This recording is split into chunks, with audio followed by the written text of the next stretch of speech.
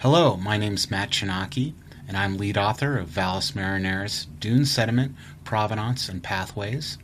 And in the bottom high-rise image, you'll see several sand dunes that look like they're locally derived from nearby wall outcrops. And really, this is the motivation behind this manuscript, where the hypothesis that we're testing is that Valles Marineris dune fields are derived from a variety of local interchasm sediment sources. All the figures that I'll show in this audio presentation have figure numbers that are consistent with the manuscript, so you can go back and look at the captions and associated text. Starting with figure 1A is the surrounding region around Valles Marineris, where we map different dune fields. Figure 1B shows a closer view of the Valles Marineris dune populations, and then figure 2 really is a summation of the results from the investigation with the different types of sources providing sand for the dunes found there. We're going to focus on Coprades Chasm to begin with, but then we'll move on to Javante Chasm. In the bottom right, you can see a context image with different dune fields found throughout Coprades Chasm, including falling dunes on the upper walls, as well as floor dunes that are found adjacent to eroding outcrops, such as the CTX image that shows here. You can see these possible sediment sources with the white arrows that were linked compositionally to the sand that you see, with the sediment pathways being the blue arrows, and then the slip face orientations indicating bulk transport away from the outcrop.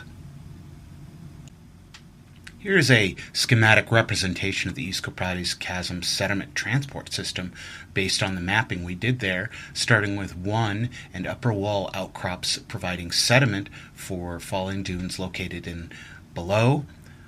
Number 2 is lower wall falling dunes continue to migrate downslope and provide sediment for adjacent floor dunes.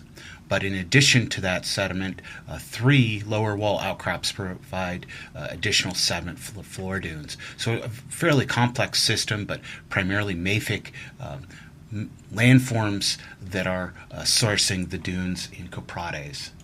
Switching gears to layered deposit sediment sources in Javante Chasm, the upper left shows a context view with the green polygon representing the large sand sea that exists in the basin there. And then in this perspective view, you can see this layer deposit with dunes both to the east and west flank, but also on the summit.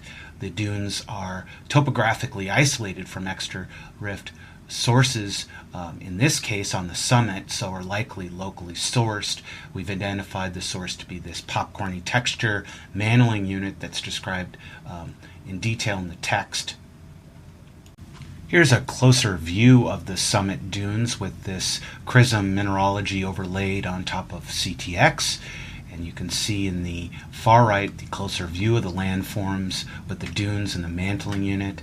And then the upper left shows an example of the spectroscopy we did for the majority of the dunes that we talk about and their sources, with the dune and mantling unit spectra exhibiting deep 1 micron features, as well as shallow 1.9 and 2.1 micron features. Taken together, those suggest alteration of olivine and that the dunes are locally sourced. Here's the sediment transport system for Javante Chasm, starting with the example I just went over in detail. Number 1, the ILD mantling units provide olivine-bearing sediment for summit dunes and erg dunes to the southeast.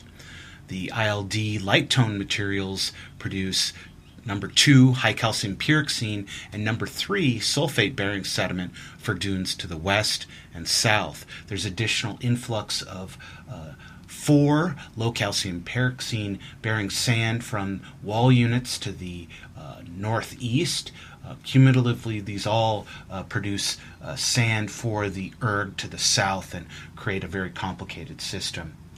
With that, I'll leave you with some general results from the investigation. Of course, there's more details in the conclusion section of the paper, and I will thank you for listening to Valles Marineris Dune Sediment, Provenance, and Pathways audio slides.